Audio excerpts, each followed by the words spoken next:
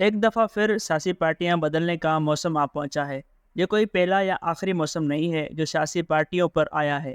نہ یہ سیاستدانوں کے لیے نئی بات ہے، نہ ہی ان کی پارٹیاں تبدیل کرانے والوں کے لیے نیا کام ہے۔ جو ہر دفعہ نیا کام ہوتا ہے وہ یہ ہے کہ دونوں اطراف سے نام اور چہرے بدل جاتے ہیں۔ جنرل ضیاء نے جب پیپلز پارٹی کو توڑا تو بھی بھٹو کے قریبی لوگوں کو ہی ٹارگٹ کیا گیا تھا۔ یہی کچھ پرویز مشرف دور میں ہوا۔ ضیاء دور میں الذوالفقار کے نام پر جس پر بھی جی چاہتا تھا اسے اٹھا کر شاہی قلعہ پھینک دیا جاتا تھا۔ مشرف دور میں یہ کام نیب کے ذریعے کیا گیا۔ جنرل ضیاء کی دہشت اس لیے زیادہ تھی کیونکہ وہ بھٹو جیسے بندے کو پھانسی لگا چکے تھے۔ اس پھانسی کی وجہ سے سب سیاستدان اور سول سوسائٹی ڈر گئی تھی کہ اگر وہ بھٹو جیسے عالمی طور پر قدور سیاستدان اور لیڈر کو پھانسی لگا سکتے ہیں تو وہ کسی کھیت کی مولی ہیں۔ یوں صرف بھٹو کو پھانسی لگا کر جنرل ضیاء نے 10 سال حکومت کی۔ مشرف نے بھی یہی کچھ کیا جب انہوں نے نواز شریف پر ہاتھ ڈالا۔ نواز شریف کو طیارہ سازش کیس میں عمر قید کی سزا دلوا کر جیل میں ڈال دیا۔ اس کے بعد نیب بنا کر سب سیاستدانوں کو گرفتار کر لیا۔ صرف وہی سیاستدان جیل سے باہر آ سکے جنہوں نے چودھری شجاعت حسین اور میاں اظہر کے ہاتھوں پر بیعت کر لی، انہیں اپنا لیڈر مان لیا، مشرف کا کلمہ پڑھ لیا۔ اگرچہ اس دور میں ملتان سے 2 بڑے نام جاوید ہاشمی اگر نواز شریف کے ساتھ وفادار رہے اور جیل بھگتی تو یوسف رضا گیلانی بینظیر بھٹو کے وفادار رہے۔ دونوں نے 5-7 سال جیل بھگت لی، لیکن وہ دونوں مشرف کی ظالمانہ کارروائیوں کے باوجود ڈیل کر کے باہر نہیں نکلے اور جیل میں ہی رہے۔ ہاشمی اور گیلانی نے میاں اظہر اور نواز شریف پر چودھری شجاعت حسین اور میاں اظہر کے ہاتھوں پر بیعت نہیں کی۔ وہ دونوں ڈٹے رہے اور ہم سب جانتے ہیں کہ ڈٹے رہنے کی ایک قیمت ہوتی ہے جو ان دونوں جاوید ہاشمی اور یوسف رضا گیلانی نے ادا کی۔ اب وہی کہانی عمران خان کی پارٹی کے ساتھ دہرائی جا رہی ہے۔ یہ حالات پیدا کرنے میں بھٹو صاحب اور نواز شریف یا اب عمران خان خود کتنے ذمہ دار ہیں یہ الگ کہانی ہے۔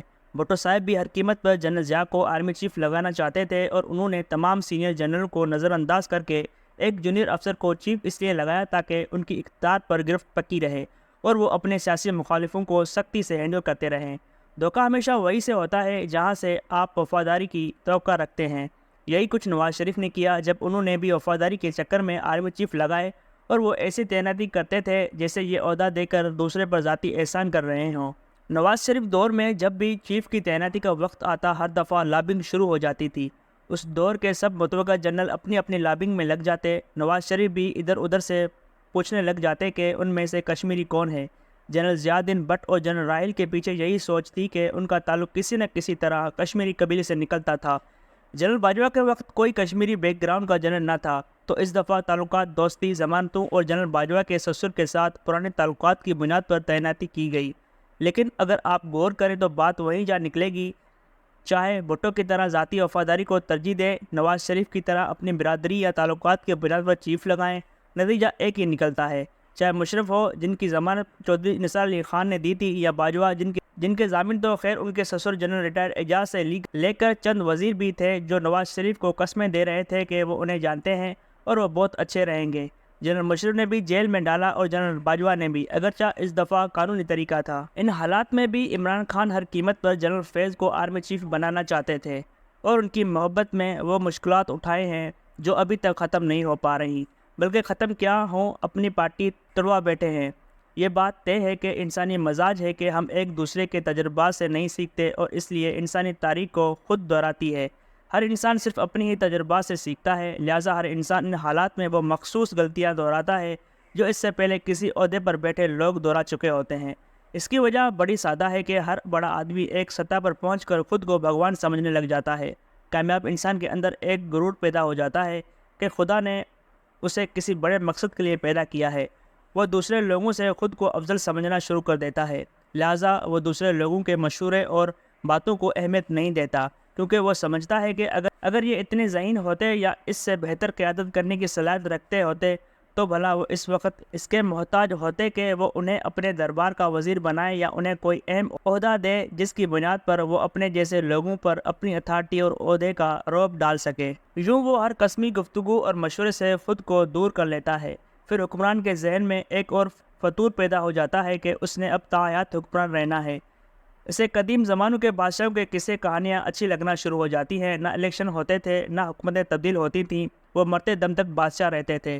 جو انہیں جمہوریت کاٹنے لگ جاتی ہے، انہیں اپوزیشن بری لگنا شروع ہو جاتی ہے، میڈیا زہر لگنا شروع ہو جاتا ہے، انہیں کسی قسم کی تنقید اچھی نہیں لگتی ہر طرف ہٹو بچو گاڑیوں کے قافلے، پروٹوکول اور اختیارات سے محبت ہو جاتی ہے۔ وہ ان لمحات کو انجوائے کرنے کے بجائے کہ جب وہ پاور میں ہیں، الٹا یہ سوچ کر راتوں کی سو نہیں سکتے کہ 2-3 سال بعد جب ان کی ٹرم ختم ہوگی اور وہ الیکشن نہ جیت سکے تو پھر زندگی کیسے گزرے گی۔ یوں وہ غیر جمہوری سوچ کے غلام بن جاتے ہیں۔ یہ سب جا و جلال کھونے کا خوف انہیں ایک ڈکٹیٹر بنا دیتا ہے۔ عدم تحفظ یا انسیکیورٹی ان کی شخصیت کو بدل رکھ دیتی ہے۔ اب وہ طاقت کے حصول یا اس طاقت کو ہر قیمت پر برقرار رکھنے کے لیے کوئی بھی قیمت ادا کرنے کو تیار ہو جاتے ہیں۔ پھر وہ ڈاکٹر فاسٹر کی طرح شیطان سے بھی ڈیل کرنے کو تیار ہو جاتے ہیں تاکہ وہ دنیاوی لذتوں کو انجوائے کرتے رہیں۔ یہی کچھ بھٹو نے کیا جب جنرل ضیاء کو اپنے اقتدار کو دوام دینے کا سہارا سمجھا۔ یہی نواز شریف نے سمجھا جب انہوں نے جنرل ضیاء الدین بٹ اور جنرل باجوہ کو چیف لگایا کہ اب امیر المومنین بنیں گے، اور یہی عمران خان سمجھ بیٹھے تھے کہ جنرل فیض حمید کو آرمی چیف لگائے بغیر وہ 2028 تک وزیر اعظم نہیں رہ سکیں گے۔ جنرل ضیاء کو آرمی چیف لگا کر بھٹو پھانسی جا لگے۔ جنرل مشرف کو آرمی چیف لگا کر نواز شریف دہشت گردی کے الزام میں اٹک قلعہ جا بیٹھے۔ جنرل باجوہ کو لگا کر بھی بیٹی سمیت اڈیالہ جیل میں بیٹھے۔ اگر عمران خان بھی جنرل فیض کو آرمی چیف لگانے میں کامیاب ہو جاتے تو آپ کا کیا خیال ہے کیا ہونا تھا؟ تخت یا تختہ؟